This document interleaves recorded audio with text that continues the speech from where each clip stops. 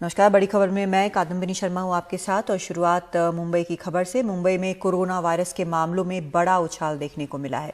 मुंबई में पिछले 24 घंटे में कोरोना वायरस के 5,185 नए मामले सामने आए और 6 मरीजों की मौत हो गई, जबकि कल मुंबई में 3,514 मामले सामने आए थे। मुंबई में कोरोना वायरस के एक्टिव मामले अब बढ़कर 30,760 हो चुके हैं।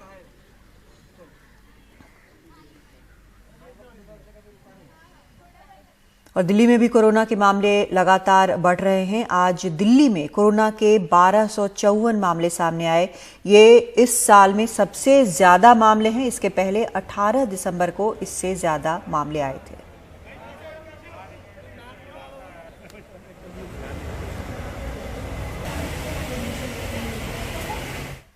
हरिद्वार कुंभ क्षेत्र में आज 73 नए कोरोना पॉजिटिव केस आए। पूरे उत्तराखंड की बात करें तो आज कुल 201 नए केस सामने आए हैं। पूर्व मुख्यमंत्री और कांग्रेस के राष्ट्रीय महासचिव हरीश रावत भी संक्रमित हैं। हरीश रावत के परिवार के 4 सदस्य भी कोरोना पॉजिटिव हैं।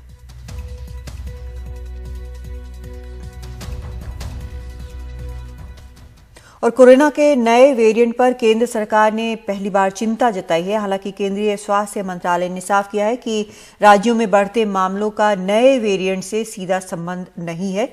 वहीं ये भी जानिए कि आखिर 45 साल से ऊपर के लोगों के टीकाकरण को लेकर क्यों सर्टिफिकेट की बाध्यता खत्म की गई है। स्वास्थ्य मंत्रालय के आंकड़े बता रहे हैं कि कोरोना से मरने वालों में 88% वो हैं जिनकी उम्र 45 साल से ऊपर है। यही वजह है कि 1 अप्रैल से इन सब के लिए भी टीके की राह खोली जा रही है।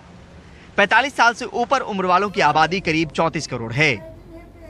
सरकार ने ये निर्णय लिया है कि 1 अप्रैल से कोई भी नागरिक जो 45 बरस या उससे अधिक आयु के हैं वो वैक्सीनेशन के लिए एलिजिबल होंगे।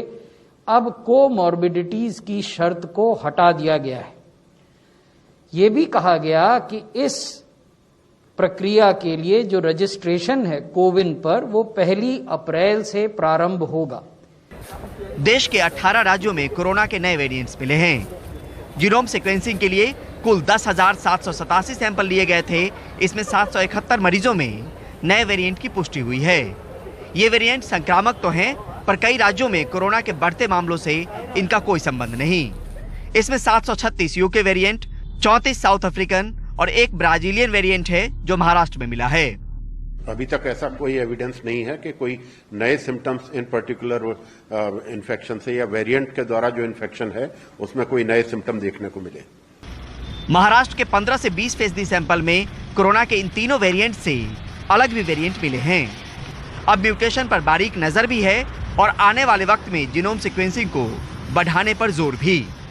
नई दिल्ली से परिमल कुमार, एनडीटीवी इंडिया। और रुक करते हैं कुछ और खबरों का। केंद्र सरकार दिल्ली से जुड़ा नया बिल लेकर आई है जिसमें दिल्ली के उपराज्यपाल के अधिकार को बढ़ाने की बात है। ये बिल लोकसभा में पास हो चुका है। आज राज्यसभा में इस पर चर्चा शुरू हुई तो विपक्षी सांसदों ने जमकर हंगामा किया। आप सांसद संजय सिंह ने बिल को अलोकतांत्रिक बताया। उन्होंने कहा कि बीजेपी 2 बार दिल्ली में चुनाव हारी है, इसलिए ये बिल लेकर आई है। इस दौरान सरकार के विरोध में मुर्दाबाद के नारे भी लगे। अगर कल को विधानसभा की कमेटी इन्वेस्टिगेशन करने लग गई। उधर पश्चिम बंगाल में चुनाव सर पर है। हार जीत के इस खेल में आज बंगाल बीजेपी अध्यक्ष दिलीप घोष का ममता बनर्जी के लिए दिया गया बयान लोग शायद लंबे वक्त तक याद रखेंगे। ममता बनर्जी पर उन्होंने बेहद अभद्र टिप्पणी की है। पुरुलिया की रैली में उन्होंने कहा कि ममता बनर्जी सबको अपने पांव का प्लास्टर दिखाना चाहती हैं। अच्छा है कि वो साड़ी की जगह बरमूडा यानी हाफ पैंट पहने। पिछले दिनों ममता को पांव में चोट लगी थी जिसको लेकर भी विवाद हुआ था। ममता इस चोट के साथ चुनाव प्रचार में उतर पड़ी हैं।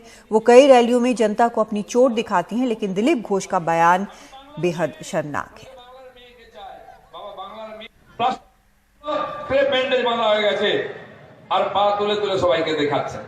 শাড়ি পরে আছেন, একটা পা ঢাকা একটা খোলা, এরকম শাড়ি পরতে দেখিনি।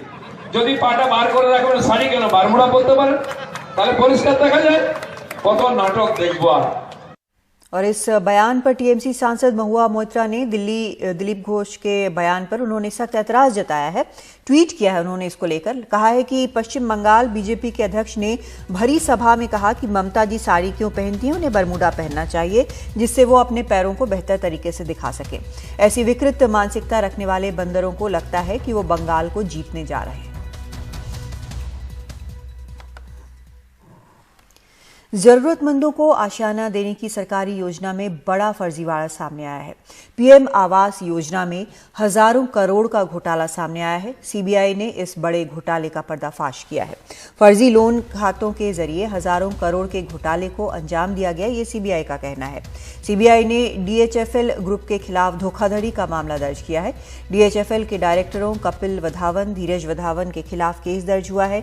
डीएचएफएल के दोनों डायरेक्टर पहले से मनी लॉन्ड्रिंग मामले में जेल में है। करीब 2,60,000 फर्जी लोन खातों के जरिए 14,046 करोड़ की रकम की हेराफेरी की गई है।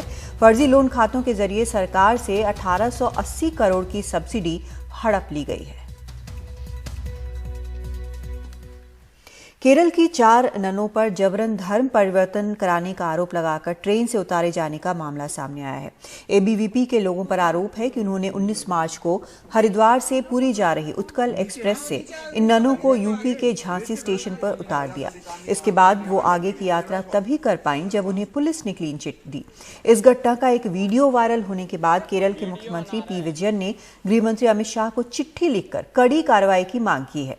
केरल दौरे पर गए गृहमंत्री ने कहा कि वो जो भी आरोपी हैं जल्द कानून के हवाले होंगे।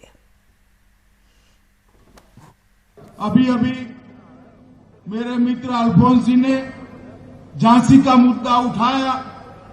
मैं केरल की जनता को आश्वस्त करना चाहता हूं, यूपी में भारतीय जनता पार्टी की सरकार है। केरल के किसी भी नागरिक को चिंता करने की जरूरत नहीं है। जो भी आरोपी है, जिन्होंने भी ये किया है, उनको कानून के हवाले जल्द से जल्द करने का काम भारतीय जनता पार्टी की सरकार करेगी। उत्तर प्रदेश के एटा से हैरान करने वाला मामला सामने आया है। एक ढाबा चलाने वाले व्यक्ति ने एटा पुलिस पर गंभीर आरोप लगाए। शिकायतकर्ता का कहना है कि 4 फरवरी को कुछ पुलिसकर्मी ढाबे पर खाना खाने आए, लेकिन जब उनसे खाने के पैसे मांगे गए तो उन्होंने देने से इनकार कर दिया। साथ ही ढाबा मालिक और स्टाफ से बदसलूकी की। सिर्फ इतना ही नहीं, पुलिस ने फर्जी एनकाउंटर दिखाकर ढाबा मालिक समेत 10 लोगों पर शराब की अवैध तस्करी का फर्जी मुकदमा भी दर्ज करा दिया। पुलिस केस के बाद ढाबा मालिक को 1 महीना जेल में गुजारना पड़ा। भाई की शिकायत के बाद इस मामले में पुलिस इंस्पेक्टर और 2 सिपाहियों को सस्पेंड कर दिया गया है।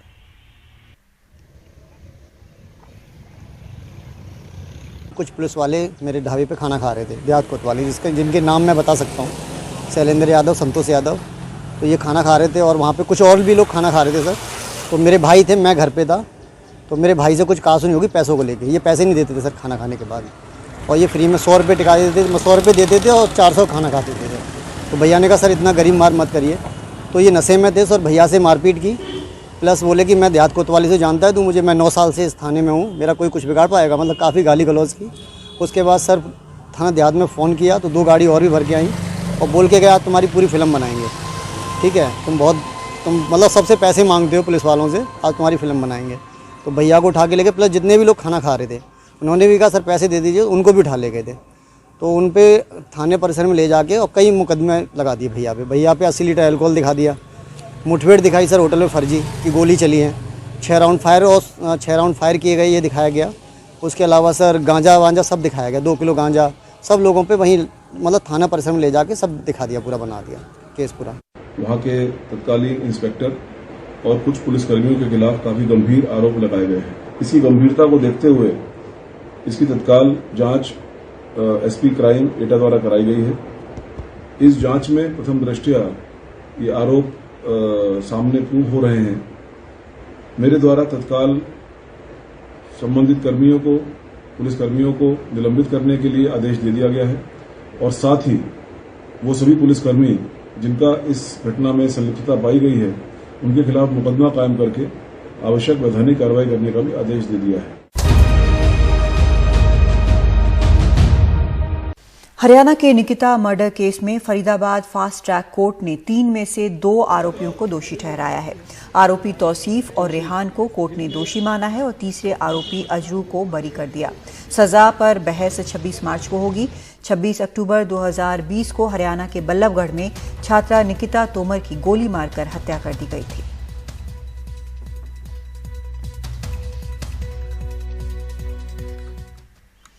आसमान छूते पेट्रोल और डीजल के दाम को लेकर एक बार फिर इसे जीएसटी के दायरे में लाने की मांग उठने लगी है। इस पर वित्त मंत्री निर्मला सीतारमण ने कहा कि अगर जीएसटी काउंसिल की अगली बैठक में ये मुद्दा चर्चा के लिए आता है तो मुझे बेहद खुशी होगी। So if I collect 100 rupees out of taxing petrol or diesel, of the 100 rupees, 41% goes to the states. So everything that I tax will have to be also given, so long as, of course, it's not a cess or a surcharge. So fuel tax that the center does is shared with the states. But the long and short of it, center also taxes, state also tax, and if there is this concern, and rightly members have a concern about fuel tax, and why not come into GST, I would honestly think, based on today's discussion, many of the states would be watching this, and in the next GST Council, if that discussion comes up, I'll be glad to have it on the agenda and discuss it. I have no issues. Let the states come and discuss it.